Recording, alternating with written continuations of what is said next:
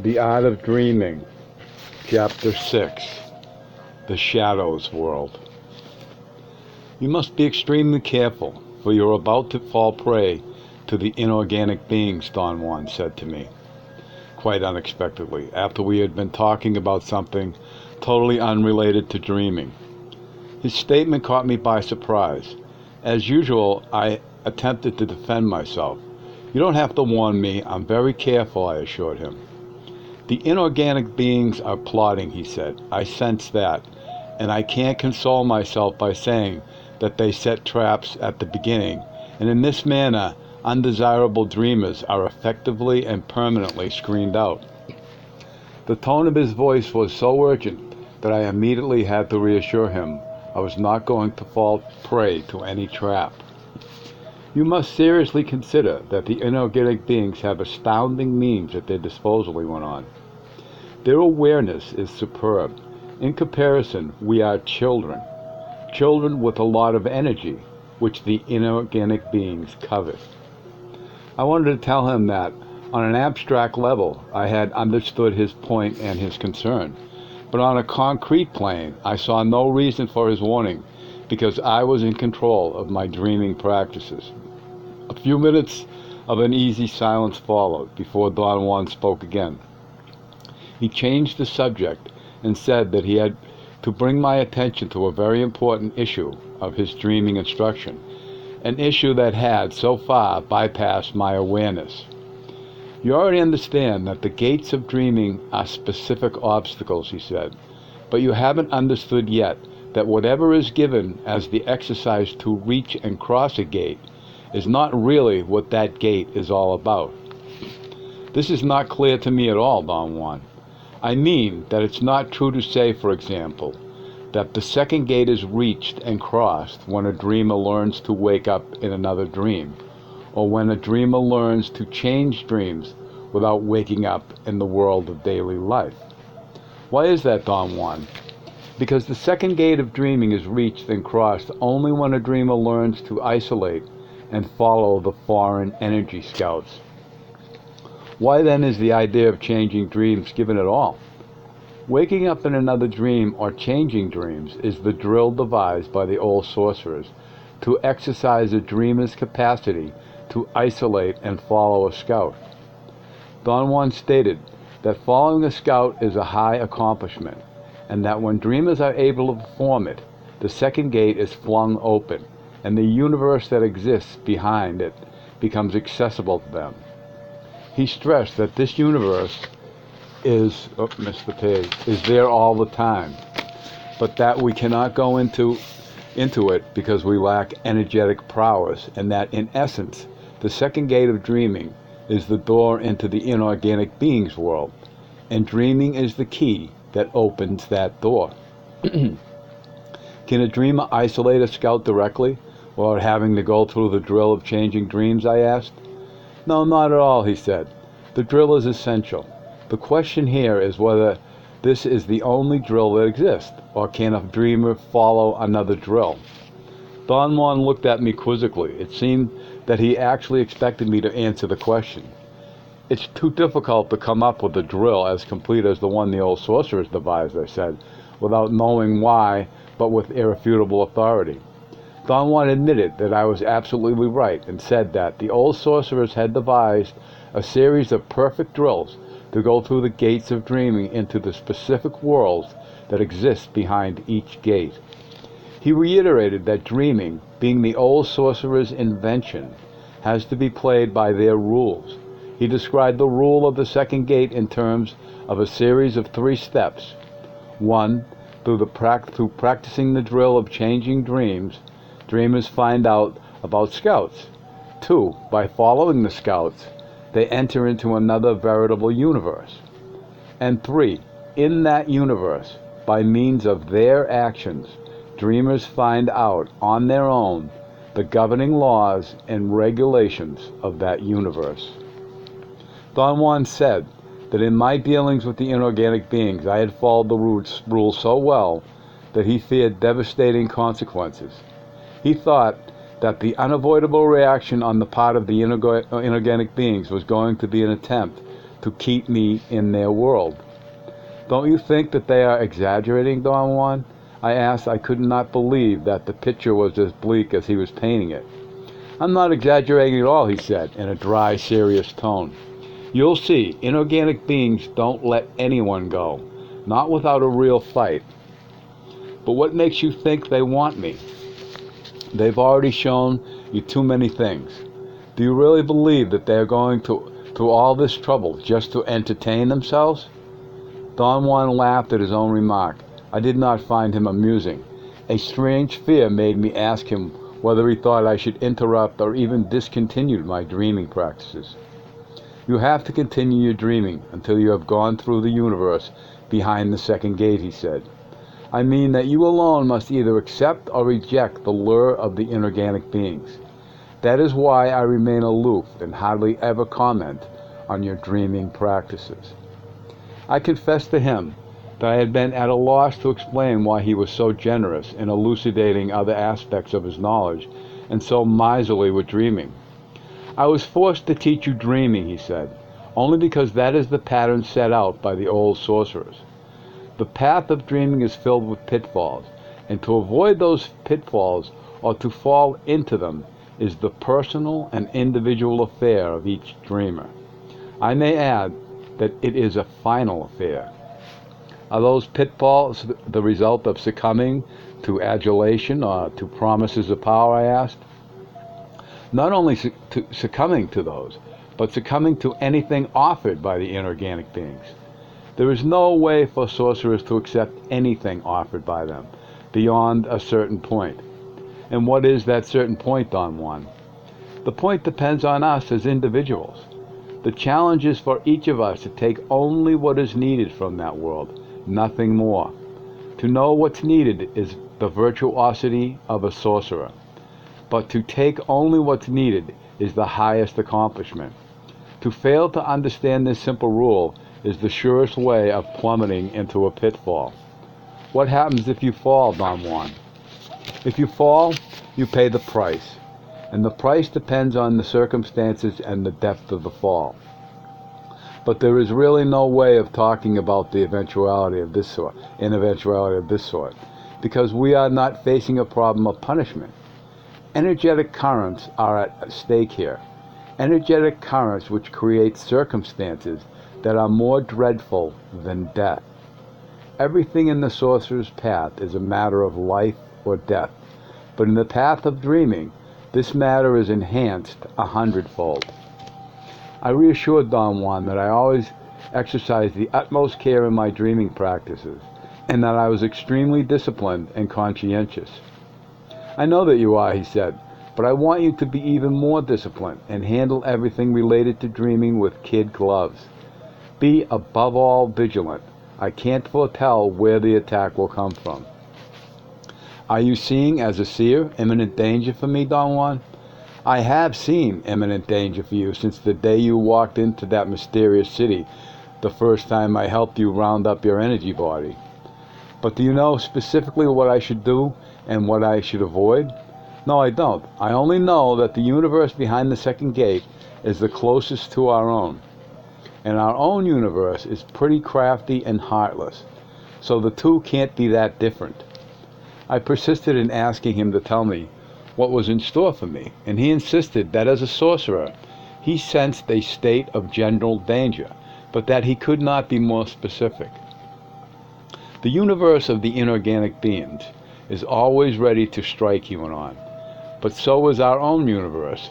That's why you have to go into their realm exactly as if you were venturing into a war zone. Do you mean, Don Juan, that dreamers always have to be afraid of that world? No, I don't mean that. Once a dreamer goes through the universe behind the second gate, or once a dreamer refuses to consider it as a viable option, there are no more headaches. Don Juan stated that only then are dreamers free to continue. I was not sure what he meant. He explained that the universe behind the second gate is so powerful and aggressive that it serves as a natural screen or testing ground where dreamers are probed for their weaknesses. If they survive the test, they can proceed to the next gate. If they do not, they remained forever trapped in that universe. I was left choking with anxiety, but in spite of my coaxing, that was all he said. When I went home, I continued my journeys to the inorganic beings realm, exerting great care. My carefulness seemed only to increase my sense of enjoying those journeys. I got to the point that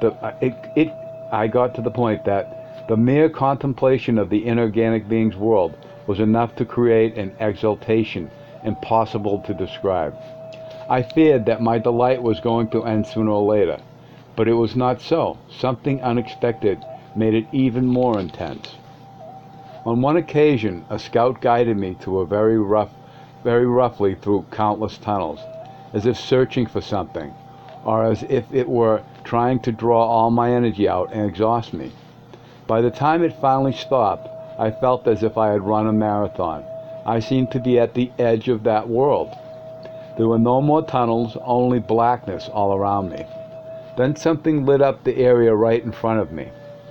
There, light shone from an indirect source.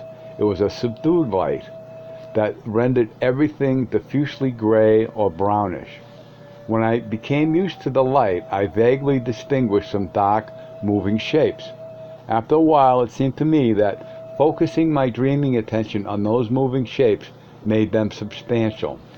I noticed that there were three types. Some of them were round, like balls, others were like bells, and others were like gigantic undulating candles. All of them were basically round and the same size.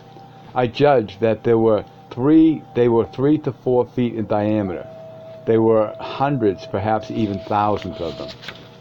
I knew that I was having a strange, sophisticated vision, yet those shapes were so real that I found myself reacting with genuine queasiness. I got the nauseating feeling of being over a nest of giant, round, brown, and grayish bugs. I felt somehow safe, though hovering above them. I discarded all those considerations, however, the moment I realized that it was idiotic of me to feel safe or ill at ease, as if my dream were a real-life situation. However, as I observed those bug-like shapes squirm, I became very disturbed at the idea that they were about to touch me. We are the mobile unit of our world, the emissary's voice said all of a sudden. Don't be afraid. We are energy, and for sure we are not intending to touch you. It would be impossible anyway. We are separated by real boundaries. After a long pause, the voice added, "We want you to join us. Come down here where we are. And don't be ill at ease. You are not ill at ease with the scouts, and certainly not with me. The scouts and I are just like the others. I am bell-shaped, and the scouts are like candle flames." The last statement was definitely a cue of sorts for my energy body. On hearing it, my queasiness and fear vanished. I descended to their level, and the balls and bells and candle flames surrounded me. They came so close to me that they would have touched me if I had had a physical body. Instead, we went through one another like encapsulated air puffs. I had at that point an unbelievable sensation. Although I did not feel anything with or in my energy body, I was feeling and recording the most unusual tickling somewhere else. Soft air-like things were definitely going through me, but not right there. The sensation was vague and fast, and it did not give me time to catch it fully. Instead of focusing my dreaming attention on it, I became entirely absorbed in watching those oversized bugs of energy. At the level where we were, it seemed to me that there was a commonality between the shadow entities and myself. Size. Yeah, their size were the same. Perhaps it was because I judged them to be the same size as my energy body, and that I felt almost cozy with them. On examining them, I concluded that I did not mind them at all. They were impersonal, cold, detached, and I liked them immensely. I wondered for an instant whether my disliking them one minute and liking them the next minute was a natural consequence of dreaming, or a product of some energetic influence those entities were exerting on me. They are most likable, I said to the emissary at that very moment. I was overpowered by a wave of profound friendship or even affection for them. No sooner had I spoken my mind than the dark shapes scurried away like bulky guinea pigs, leaving me alone in the semi-darkness. You projected too much feeling and scared them off, the emissary's voice said. Feeling is too hard for them, and for me too, for that matter. The emissary actually laughed shyly. My dreaming session ended there. On awakening, my first reaction was to pack my bag to go to Mexico and see Don Juan. However, an unexpected development in my personal life made it impossible for me to travel, in spite of my frantic preparations to leave. The anxiety resulting from this setback interrupted my dreaming practices altogether. I did not engage my conscious volition to stop them. I had unwittingly put so much emphasis on this specific dream that I simply knew if I could not get to Don Juan, there was no point in continuing dreaming. After an interruption that lasted over half a year, I became more and more mystified by what had happened. I had no idea that my feelings alone were going to stop my practices. I wondered then if the desire would be sufficient to reinstate it. It was. Once I had formulated the thought of re-entering dreaming, my practices continued, as if they had never been interrupted. The scout picked up where it had left off and took me directly to the vision I had had in my last session. This is the shadow's world, the emissary's voice said, as soon as I was there. But even though we are shadows, we shed light. Not only are we mobile, but we are the light in the tunnels. We are another kind of inorganic being that exists here. There are three kinds. One is like an immobile tunnel. The other is like a mobile shadow. We are the mobile shadows. The tunnels give us their energy, and we do their bidding. The emissary stopped talking. I felt it was daring me to ask about the third kind of inorganic being. I also felt that if I did not ask, the emissary would not tell me. What's the third kind of inorganic being? I asked. The emissary coughed and chuckled. To me it sounded like it relished being asked. Oh, that's our most mysterious feature, it said. The third kind is revealed to our visitors only when they choose to stay with us. Why is that so? I asked. Because it takes a great deal of energy to see them, the emissary answered, and we would have to provide that energy. I knew that the emissary was telling me the truth. I also knew there was a horrendous danger was lurking, yet I was driven by a curiosity without limits. I wanted to see the third kind. The emissary seemed to be aware of my mood. Would you like to see them? It asked casually. Most certainly, I said. All you have to do is to say out loud that you want to stay with us, the emissary said, with a nonchalant intonation. But if I say that, I have to stay, right? Naturally, the emissary said, with a tone of ultimate conviction. Everything you say out loud in this world is for keeps. I could not help thinking that if the emissary had wanted to trick me into saying all it had to do was to lie to me, I would not have known the difference. I cannot lie to you, because a lie doesn't exist, the emissary said, intruding into my thoughts. I can tell you only about what exists. In my world, only intent exists. A lie has no intent behind it. Therefore, it has no existence. I wanted to argue that there is intent behind lies, but before I could voice my argument, the emissary said that behind lies there is intention, but that intention is not intent.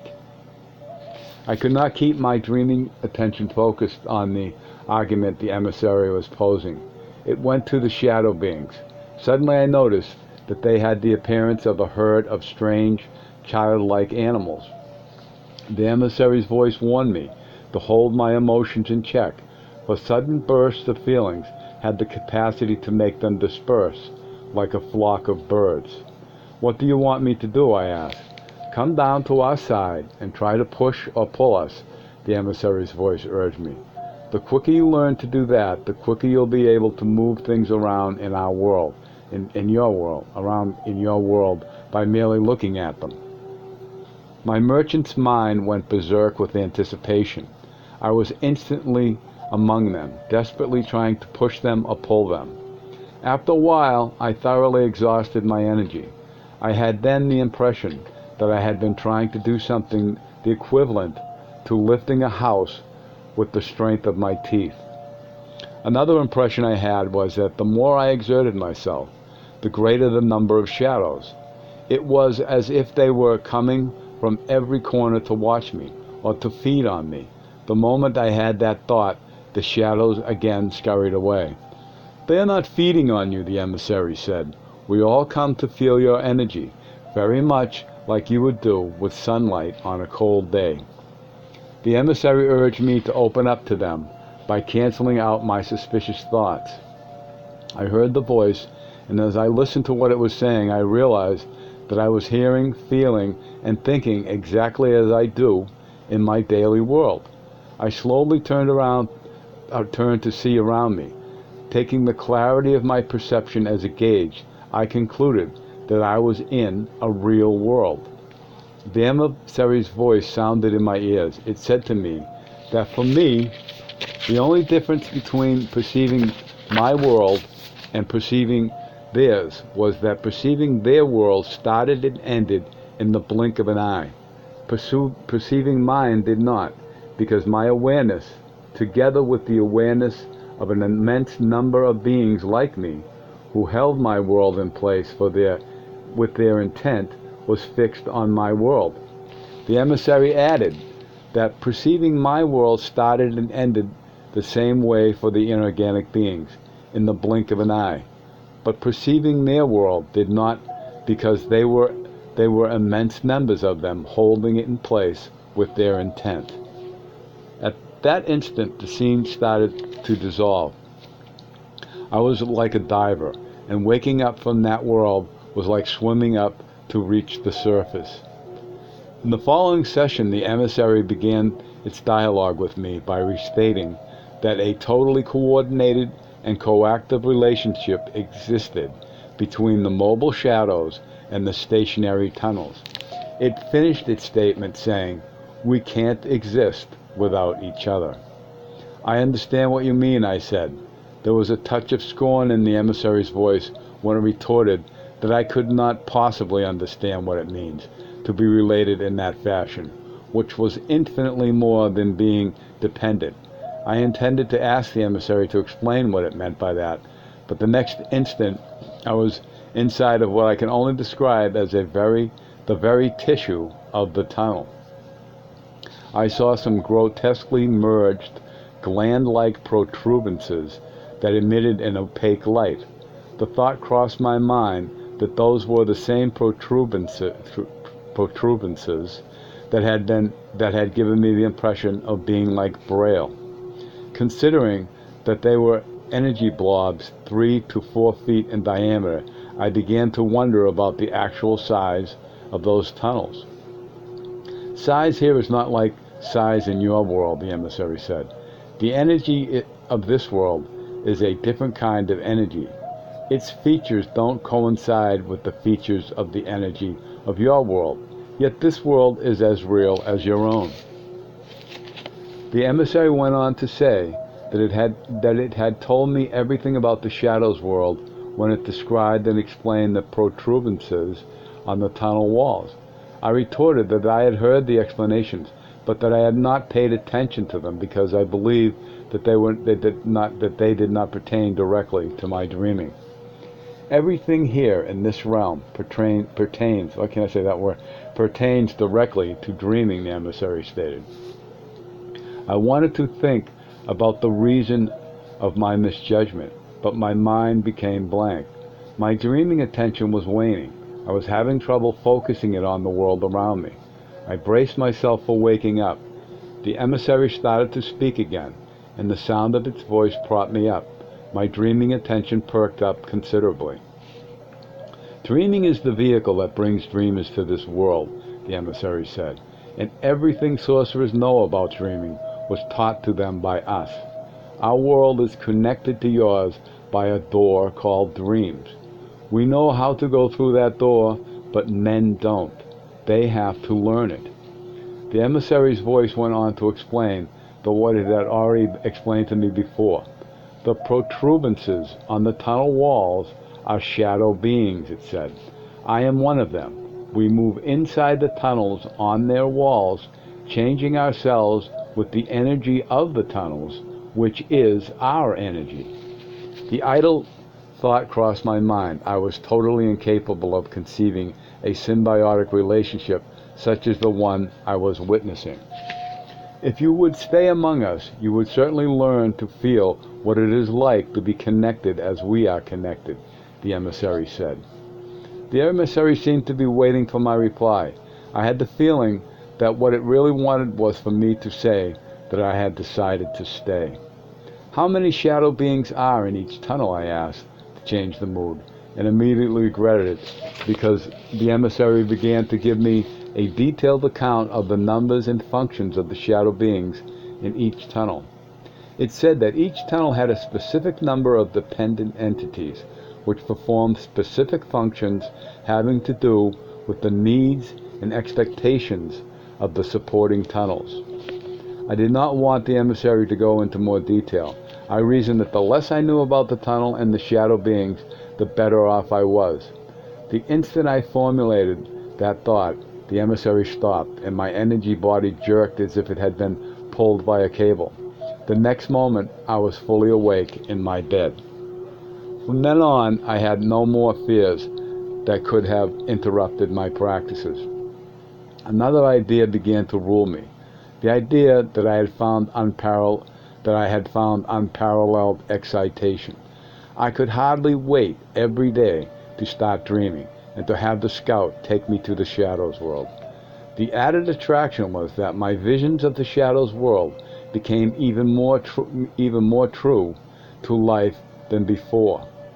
Judged by the subjective standards of orderly thoughts, orderly visual and auditory sensory input, or orderly responses on my part, my experiences, for as long as they lasted, were as real as any situation in our daily world. Never had I had perceptual experiences in which the only difference between my visions and my everyday world was the speed with which my visions ended. One instant I was in a strange real world, and the next instant I was in my bed. I craved Don Juan's commentaries and explanations, but I was still marooned in Los Angeles. The more I considered my situation, the greater my anxiety. I even began to sense that something in the inorganic being's realm was brewing at tremendous speed. As my anxiety grew, my body entered into a state of profound fright. Although my mind was ecstatic in the contemplation of the shadows world, to make things worse, the dreaming emissary's voice lapsed into my daily consciousness. One day while I was attending a class at the university, I heard the voice say over and over that any attempt on my part to end my dreaming practices would be deleterious to my total aims. It argued that warriors do not shy away from a challenge, and that I had no valid rationale for discontinuing my practices. I agreed with the emissary. I had no intention of stopping anything, and the voice was merely reaffirming what I felt. Not only did the emissary change, but a new scout appeared on the scene. On one occasion, before I had begun to examine the items of my dream, a scout literally jumped in front of me and aggressively captured my dreaming attention. The notable feature of this scout was that it did not need to go through any energetic metamorphosis. It was a blob of energy from the start, and in a blink of an eye the scout transported me, without my having to voice my intent to go with it, to another part of the inorganic being's realm, the world of the saber-toothed tigers. I have described in my other works glimpses of those visions. I say glimpses because I did not have sufficient energy then to render their perceived worlds comprehensible to my linear mind. My nightly visions of the saber-toothed tigers occurred regularly for a long time, until one night when the aggressive scout that had taken me for the first time to that realm suddenly appeared again. Without waiting for my consent, it took me to the tunnels. I heard the emissary's voice. It immediately went into the longest and most poignant sales pitch I had heard so far. It told me about the extraordinary advantages of the inorganic being's world. It spoke of acquiring knowledge that would definitely stagger the mind, and about acquiring it by the simplest act of staying in those marvelous tunnels. It spoke of incredible mobility, of endless time to find things, and above all, of being pampered by cosmic servants that would cater to my slightest whims. Aware beings from the most unbelievable corners of the cosmos stay with us, the emissary said, ending its talk, and they love their stay with us. In fact, no one wants to leave. The thought that crossed my mind at that moment was that servitude was definitely anti-ethical to me. I had never been at ease with servants or with being served. The scout took over and made me glide through many tunnels. It came to halt in a tunnel that seemed somehow larger than the others. My dreaming attention became riveted on the size and configuration of that tunnel. It would have stayed glued there had it not been made to turn around.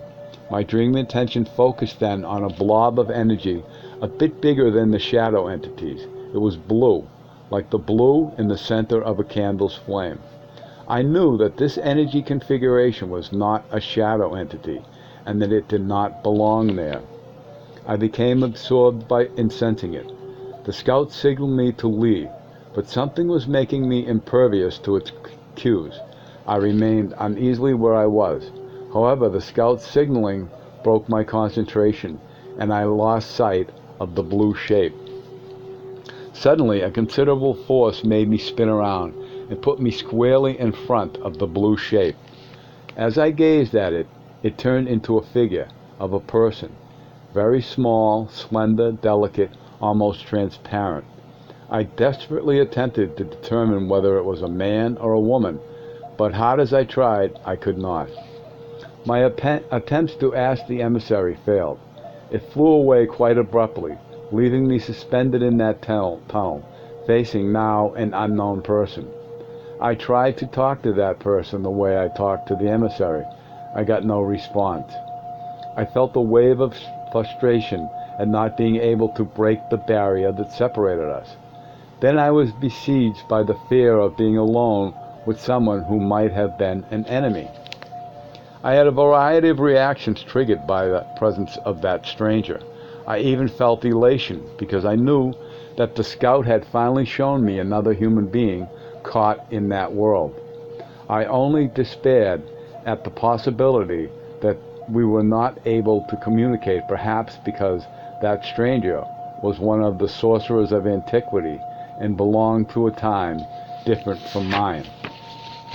The more intense my elation and curiosity, the heavier I became, until a moment in which I was so massive that I was back in my body, back in the world. I found myself in Los Angeles, in a park by the University of California. I was standing on the grass, right in the middle of people playing golf. The person in front of me had solidified at the same rate. We stared at each other for a fleeting instant. It was a girl, perhaps 6 or 7 years old. I thought I knew her. On seeing her, my elation and curiosity grew so out of proportion that they triggered a reversal. I lost mass so fast that in another instant I was again a blob of energy in the inorganic beings realm. The scout came back for me and hurriedly pulled me away. I woke up with a jolt of fright. In the process of surfacing into the daily world, something had let a message slip through. My mind went into a frenzy trying to put together what I knew or thought I knew. I spent more than 48 continuous hours attempting to get at a hidden feeling or a hidden knowledge that had gotten stuck to me. The only success I had was to sense a force. I fancied it to be outside my mind or my body that told me not to trust my dreaming anymore. After a few days, a dark and mysterious certainty began to get a hold of me, a certainty that grew by degrees until I had no doubt about its authenticity. I was sure that the blue blob of energy was a prisoner in the inorganic being's realm. I needed Don Juan's advice more desperately than ever. I knew that I was throwing years of work out the window, but I couldn't help it. I dropped everything I was doing and ran to Mexico. "What do you really want?" Don Juan asked me as a way to contain my hysterical babbling. I could not explain to him what I wanted because I did not know it myself. "Your problem must be very serious to make you run like this," Don Juan said with a pensive expression. It is, in spite of the fact that I can't figure out what my problem really is," I said. He asked me to describe my dreaming practices in all the detail that was pertinent. I told him about my vision of the little girl and how it affected me at the emotional level. He instantly advised me to ignore the event and regard it as a blatant attempt on the part of the inorganic beings to cater to my fantasies. He remarked that if dreaming is overemphasized, it becomes what it is for the old sorcerers, a source of inexhaustible indulging. For some inexplicable reason, I was unwilling to tell Don Juan about the realm of the shadow entities. It was only when he discarded my vision of the little girl that I felt obliged to describe to him my visits to that world. He was silent for a long time, as if he were overwhelmed. When he finally spoke, he said, "You are more alone than I thought, because I can't discuss your dreaming practices at all. You are at the position of the old sorcerers. All I can do is to repeat to you that you must exercise all the care you are able to muster up." "Why do you say that I am in the position of the old sorcerers?" "I told you repeatedly that your mood is dangerously like the old sorcerers. They were very capable beings. Their flaw was that they took to the inorganic being's realm like fish take to water. You are in the same boat. You know things about it that none of us can even conceive.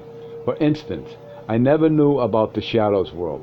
Neither did the Narwhal Julian or the Narwhal Elias, in spite of the fact that he spent a long time in the world of the inorganic beings. But what difference does knowing the Shadows world make? A great deal of difference. Dreamers are taken there only when the inorganic beings are sure the dreamers are going to stay in that world. We know this through the old dreamers' stories. I assure you, Don Juan, that I have no intention whatsoever of staying there. You talk as if I am just about to be lured by promises of service or promises of power. I am not interested in either, and that's that. At this level, it isn't that easy anymore. You've gone beyond the point where you could simply quit, because you had the misfortune of being singled out by a watery, inorganic being. Remember how you tumbled with it, and how it felt? I told you then that watery, inorganic beings are the most annoying. They are dependent and possessive, and once they sink their hooks, they never give up. What does that mean in my case, Don Juan? It means real trouble. The specific inorganic being who's running the show is the one you grabbed that fatal day. Over the years, it has grown familiar with you. It knows you intimately. I sincerely remarked to Don Juan that the mere idea that an inorganic being knew me intimately made me sick to my stomach. When dreamers realize that inorganic beings have no appeal, he said, it's usually too late for them, because by then the inorganic beings have them in the bag. I felt in the depths of me that he was talking abstractly, about dangers that might exist theoretically, but not in practice. I was secretly convinced that there was no danger of any sort. I'm not going to allow the inorganics to lure me in any way. If that's what you're thinking, I said. I'm thinking that they are going to trick you, he said, like they tricked the Nawal Rosendo. They are going to set you up, and you won't see the trap or even suspect it. They are smooth operators. They never even invented, they even invented a little girl. But there is no doubt in my mind that the little girl exists, I insisted. There is no little girl, he snapped. That bluish blob of energy is a scout, an explorer caught in the inorganic being's realm. I've said to you that the inorganic beings are like fishermen. They attract and catch awareness. Don Juan said that he believed without a doubt that the bluish blob of energy was from a dimension entirely different from ours, a scout that got stranded and caught like a fly in a spider's web. I did not appreciate his analogy. It worried me to the point of physical discomfort. I did mention this to Don Juan, and he told me that my concern was with the prisoner scout was making him very close to despair. Why does this bother you? I asked. Something is brewing in that confounded world, he said, and I can't figure out what it is. While I remained with Don Juan and his companions, I did not dream at all about the inorganic beings world. As usual, my practice was to focus my dreaming attention on the items of my dreams and to change dreams. As a way to offset my concerns, Don Juan made me gaze at clouds and at faraway mountain peaks. The result was an immediate feeling of being level with the clouds, or feeling that I was actually at the faraway mountain peaks. I am very pleased, but very worried, Don Juan said as a comment on my effort. You are being taught marbles, and you don't even know it. I don't mean that you are being taught by me. We are talking about the inorganic beings, true? Yes, the inorganic beings. I recommended that you don't gaze at anything. Gazing was the old sorcerer's technique. They were able to get to their energy bodies in the blink of an eye simply by gazing at objects of their predilection. A very impressive technique, but useless to modern sorcerers. It does nothing to increase our sobriety or our capacity to seek freedom. All it does is pin us down to concreteness, a most undesirable state. Don Juan added, unless I kept myself in check, by the time I merged the second attention with the attention of my everyday life, I was going to be an insufferable man. There was, he said, a dangerous gap between my mobility in the second attention and my insistence on immobility in my awareness of the daily world. He remarked that the gap between the two was so great that in my daily state I was nearly an idiot, and in the second attention, I was a lunatic. Before I went home, I took the liberty of discussing my dreaming visions of the shadows world with Carol Tiggs. Although Don Juan had advised me not to discuss them with anybody, she was most understanding and most interested, since she was my total counterpart.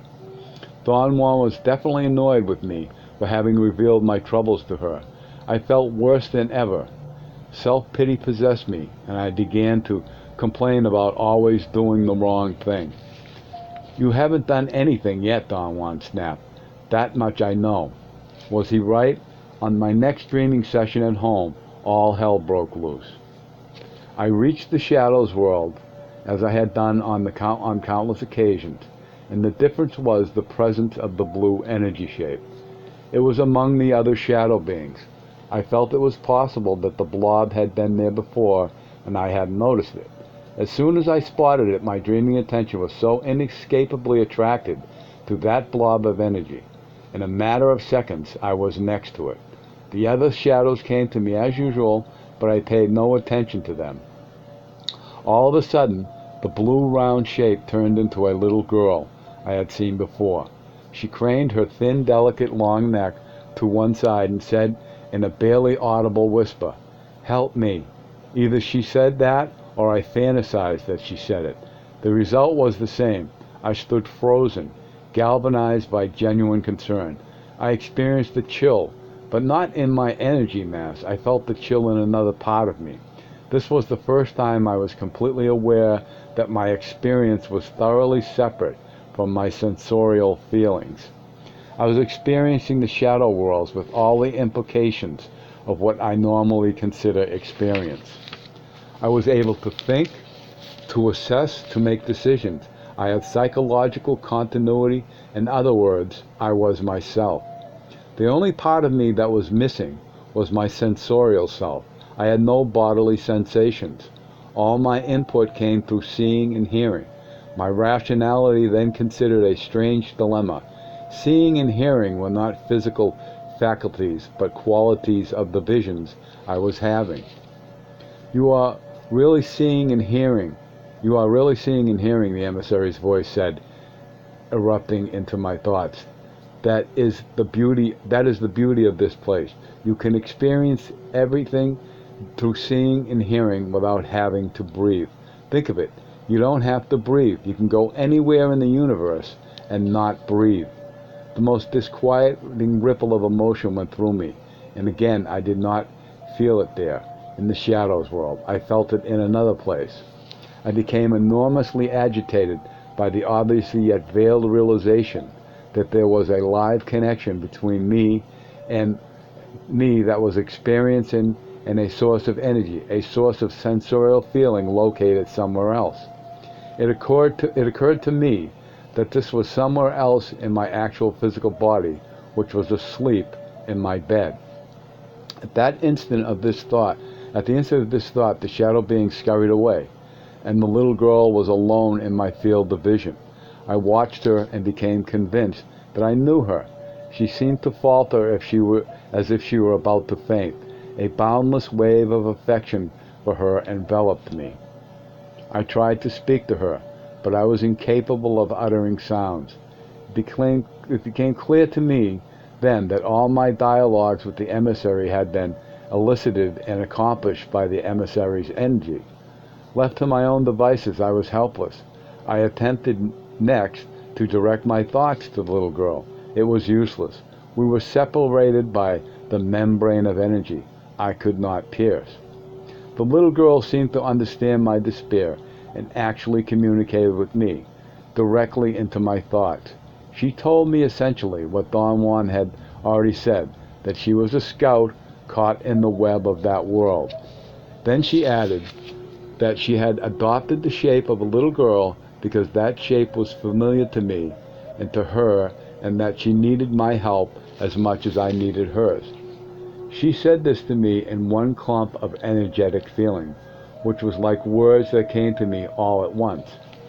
I had no difficulty understanding her, although this was the first time anything of that sort had happened to me. I did not know what to do. I tried to convey to her my sensation of incapacity. She seemed to comprehend me instantly. She silently appealed to me with a burning look. She even smiled as if to let me know that she had let it up to me She even smiled as if to let me know that she left it up to me to extradite her from her bonds. When I retorted in a thought that I had no abilities whatsoever, she gave me the impression of a hysterical child in the throes of despair. I frantically tried to talk to her. The little girl actually cried, like a child of her age would cry, out of desperation and fear. I couldn't stand it. I charged at her, but with no effective result. My energy mass went through her. My idea was to lift her up and take her with me. I attempted the same maneuver over and over until I was exhausted. I stopped to consider my next move. I was afraid that my dreaming attention was going to wane, and then I would lose sight of her. I doubted that the inorganic beings would bring me back to that specific part of their realm. It seemed to me that this was going to be my last visit to them, the visit that counted. Then I did something unthinkable. Before my dreaming attention vanished, I yelled loud and clear my intent to merge my energy with the energy of that prisoner scout and set it free.